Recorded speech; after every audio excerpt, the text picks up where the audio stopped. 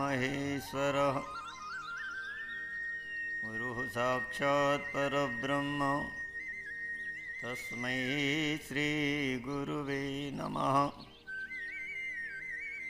ध्यानमूलं गुरुर्मूर्ते पूजामूलं गुरुपदम् मंत्रमूलं गुरुर्वाक्यं मोक्षमूलं गुरुकृपा।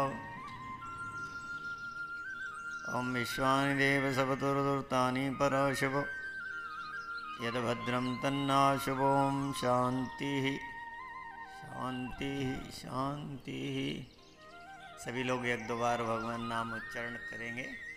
गोविंद जय जय गोपाल जय जय गोविंद जय जय गोपाल जय जय गोविंद जय जय गोपाल जय जय गोविंद जय जय गोपाल जय जय राधा रमण हरि गोविंद जय जय राधा रमण हरि गोविंद जय जय राधा रमण हरि गोविंद जय जय राधा रमण हरि गोविंद जय जय।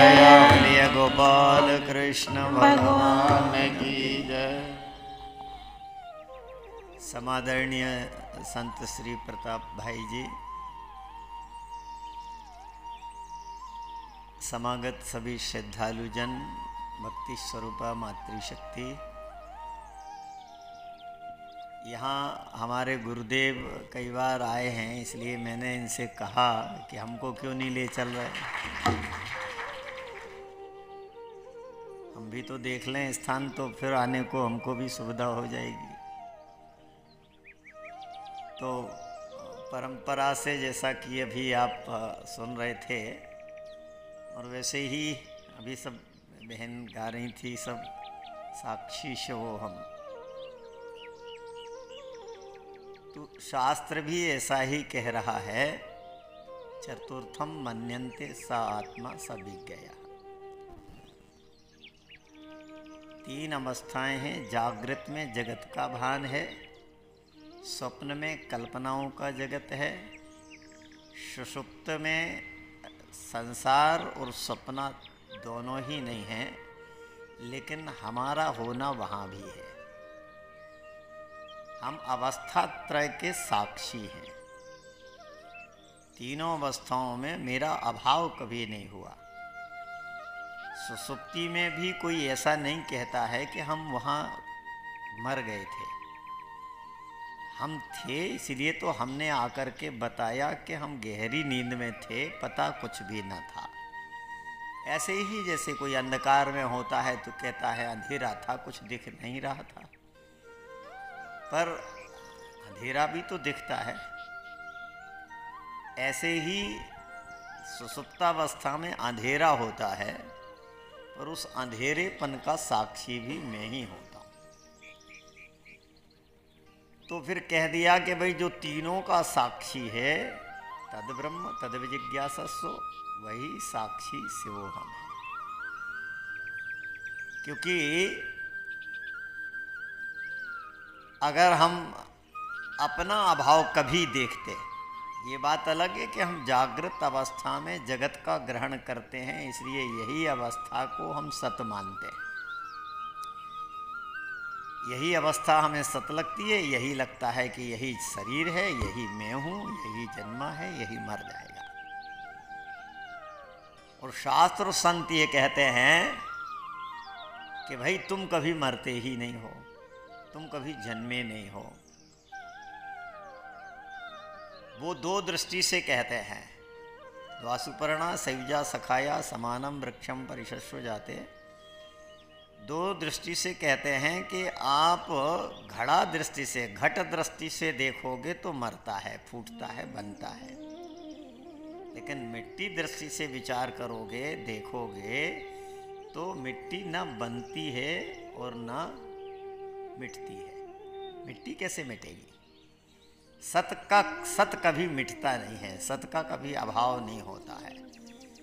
उसको कहा है त्रिकाल अबाधित्वम सत्यत्वम। जो तीनों काल में सदा रहे उसको सत बोलते हैं।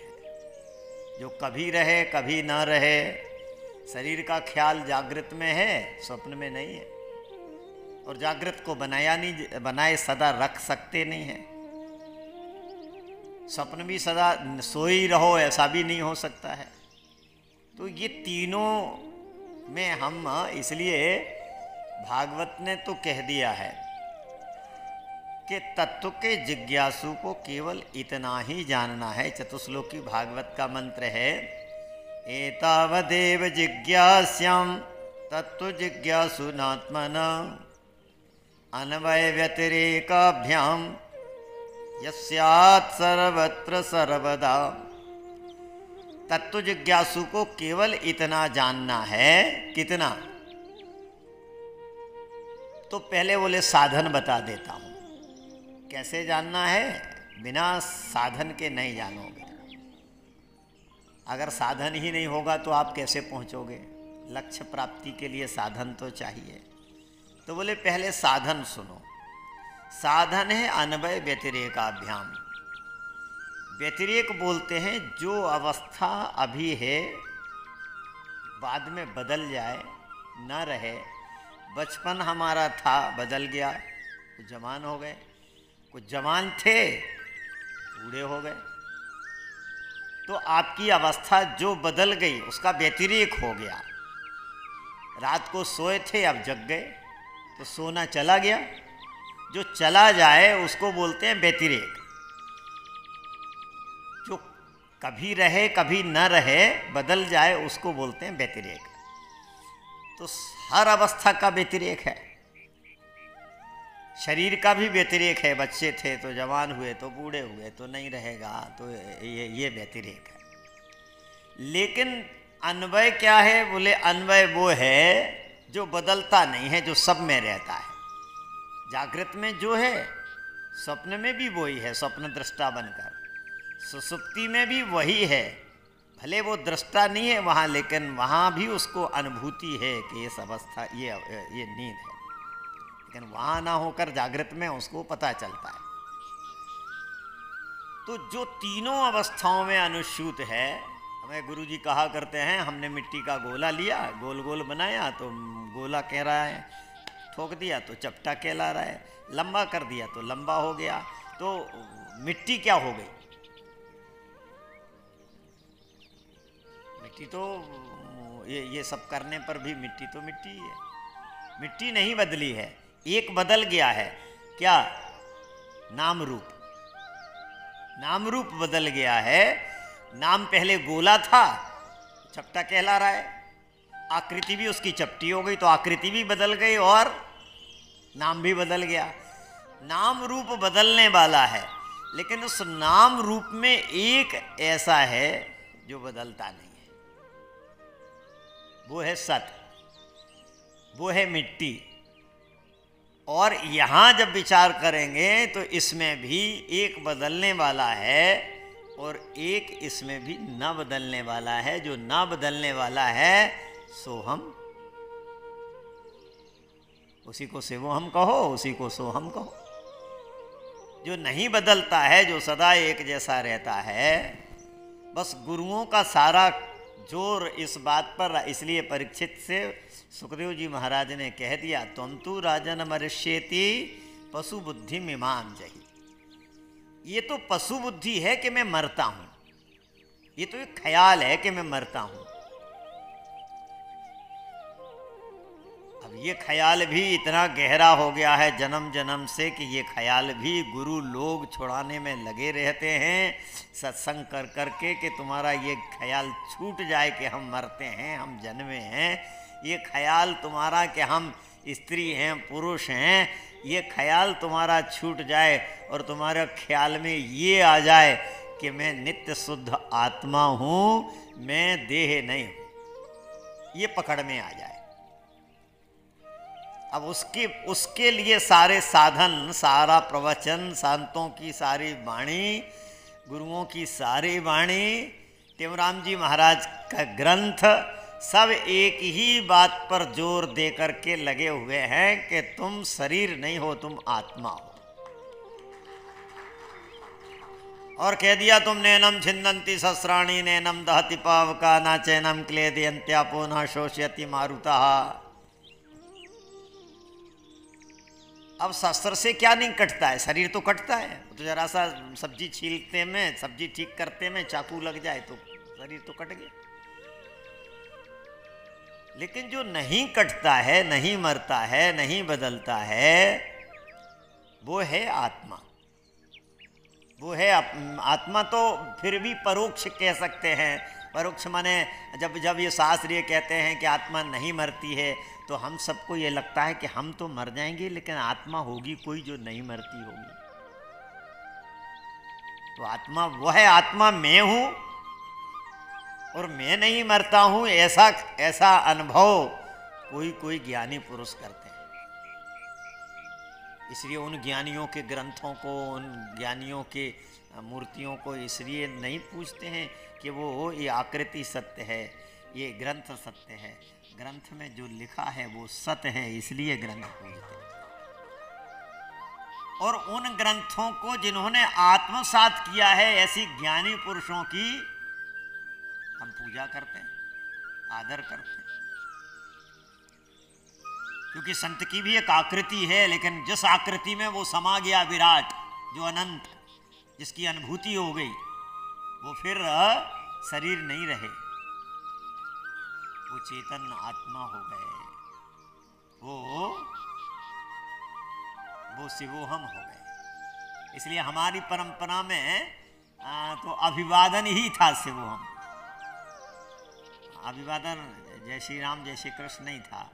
हमारे दादा गुरुजी ही सदा शिवोहम ही बोलते थे। और फिर वो बोलते थे, देखो भाई, है जागृत स्वप्न सुषुप्ति, है बुद्धि की अवस्था। ये हमारी अवस्था नहीं है। जागृत स्वप्न सुषुप्ति है बुद्धि की अवस्था। मैं बुद्धि से परे हूं, याते सदा से हूं। मैं बुद्धि को धरे हूं। बुद्धि को भी तो मैं ही धरे हूं, बुद्धि को तो मैं, बुद्धि से मैं परे हूं। और बुद्धि किसमें? जैसे पानी में लहर, ऐसे ही मुझे चैतन्य में बुद्धि लहर है।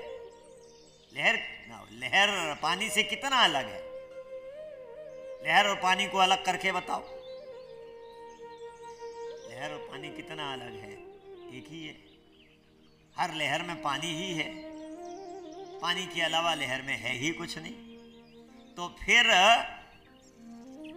लहर को हमने, लहर इतनी बड़ी हो गई है कि लहर को हमने सत मान लिया, और जिस पानी में जो लहर बनी है उसको हम भूल गए, उसको हमारी दृष्टि नहीं।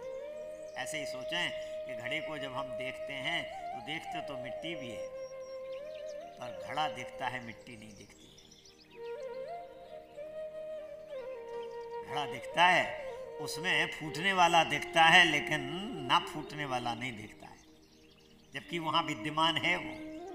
ऐसे ही सब में वो विद्यमान है जो, जिसका नाश नहीं होता, जो सब में है। अब देखो, ऐसे ही देखो, ये बल्ब जल रहा है। बल्ब ने सोचा कि मैं जलता हूं, मैं प्रकाश करता हूं, मैं लोगों को देखता हूं। बुझ जाता है तो उसने सोचा कि हम बुझ गए, तब कुछ नहीं देखता है। वैसे ही हम जग गए तो हम सोचते हैं हम हैं और ये संसार है, इसको हम देख रहे हैं, इसको हम जान रहे हैं, इसको हम पहचान रहे हैं। बुझ गए माने नींद में चले गए। लेकिन ये बल्ब ने ये कभी विचार नहीं किया कि ये जलना बुझना बिजली का धर्म नहीं है, बल्ब का धर्म है, उपकरण का धर्म है बिजली। और दूसरा ये विचार नहीं किया कि मैं उजेला नहीं करता हूं, मेरे पीछे कुछ और है जिसके कारण उजेला हो रहा है। वो क्या है? तो भाई, तुम जिसके द्वारा जग जाते हो, जिसके द्वारा आंखों से देखते हो, कानों से सुनते हो, वो क्या है? उस पर ये सब उपकरण हैं। इन उपकरण में इसलिए हम बहुत बार ऐसे ही बोलते हैं लोगों से कि भाई इसमें क्या नहीं रहता है, मुर्दे में सब है, कान भी है, आँखें भी है, हाथ पैर भी है, क्या नहीं है जो वो उठ करके बैठता नहीं है, देखता नहीं है, सुनता नहीं है, क्या नहीं है? सब तो है, शरीर में सब कुछ वैसा का वैसा है, पर डिस्कनेक्ट हो गया है, बिजली चली गई। और ज्ञानी पुरुष तो ये भी नहीं मानते हैं कि आत्मा में आना जाना है, ना आगमा पाइनो नित्या, वो तो आती जाती भी नहीं है, आने जाने का भ्रम है। ऐसे ही जैसे हम बाहर से कभी आते हैं तो बोले मुरैना आ गया, मुरैना थोड़ी आया, मुरैना तो वहीं था, गाड़ी आ गई है। रोज रोज आपकी भाषा में बोलते हो कि नल आ गए, नल आ गए, पानी आ गया कि नल आ गए। तो अब ये जो चल पड़ता है, ऐसे ही हमारे इसमें चल पड़ा है कि हम चलते हैं, हम देखते हैं, हम खाते हैं, हम सुनते हैं। द्वासुपर्णा सयुजा सखाया, इसमें एक है जो अकर्ता अभोक्ता होकर के बैठा है, साक्षी, वही साक्षी से वो है, वही साक्षी। इसलिए अभी आप साक्षी से वो हम गा रहे थे ना, तो हम तो इसलिए कि से वो हम तो हमारे दादा गुरुजी का मूल मंत्र था। सो हम बोल सिवो हम बोल, प्यारे क्या लगता है मोल, सो हम बोल सिवो हम। क्यों? क्योंकि वो ये नहीं कहते थे कि मैं देव हूं, ऐसा बोल, मैं साक्षी हूं, मैं चेतन हूं, मैं आत्मा हूं, मैं मन बुद्धि का आश्रय हूं, अधिष्ठान हूं, कारण हूं, सबका कारण मैं हूं। अगर मैं ही नहीं है तो फिर और क्या है? इसलिए मैं सबका अधिष्ठान हूं, कारण हूं, मैं आत्मा हूं। इसलिए मैं क्या हूं? शरीर सबका कारण नहीं है, मैं सबका कारण हूं। तो ऐसा जो सबका आश्रय है सो हम, वही तो मैं हूं। तो ऐसा हमको इंद्रियाणि परान्याहु इंद्रियेभ्यः परं मनः मनस्तस्तु परा बुद्धे यो बुद्धे परतस्तु सा। जो इन विषयों से परे है, इंद्रियों से परे, परे माने पीछे, पीछे माने जगत से पीछे, जगत इधर है, ये आँखें इधर है, आँखें यहाँ है तो मन और पीछे है, मन के पीछे बुद्धि है, और बुद्धि के भी पीछे यो बुद्धि परतस्तु साह, बुद्धि के पीछे वही चेतन आत्मा है, सो हम, वही से वो हम। तो ये संतों का केवल ऐसे ही से वो हम नहीं है। शिवोहम का मतलब है कि हमने केवल बोल लिया वाणी से, भाई बोल तो हम भी रहे, तो ये माइक भी बोल रहा है, तो ये माइक भी कहे कि हम बोलना जानते हैं। तो ये तो माइक है संतों के, वाणी तो माध्यम है कहने का, इसलिए ये वाणी व्याखरी कहलाती है। फिर मध्यमा आती है, फिर पश्यंती, फिर परावाणी, परावाणी माने साक्षी की वाणी, फिर वो साक्षी से वो हम ऐसा अनुभव कराती है। तो साक्षी की जो परावाणी है वही तो, इसलिए हमारे गुरुदेव कभी कभी कहा करते हैं, भगवान शंकर के 3 नेत्र, पहला नेत्र मैं शरीर हूँ, दूसरा नेत्र मैं सपना हूँ, मैं जागृत हूँ, मैं फिर दूसरा नेत्र सपना हूँ, और तीसरा नेत्र मैं साक्षी हूँ, आत्मा हूँ। ये भगवान शंकर का तीसरा नेत्र है। जब तीसरा नेत्र खुलता है तब जगत का समस्त ज्ञान नष्ट होता है। पहला नेत्र तो जागृत अवस्था, ये तो अहमता ममता कराती है। दूसरी स्वप्नावस्था, वो हमको भ्रम में डालती है। और तीसरी है साक्षी। अब या तो तीसरी में नींद में चले जाओ, या साक्षी में चले जाओ, या आत्मा में स्थित हो जाओ, या नींद में चले जाओ। नींद में जाओगे तो अज्ञान में जाओगे, साक्षी में जाओगे तो ज्ञान में जाओगे। तो हमने ज्ञान में जाना कि अज्ञान में? और ज्ञान में जाना है तो साक्षी में जाना है, इसलिए साक्षी से वो हम।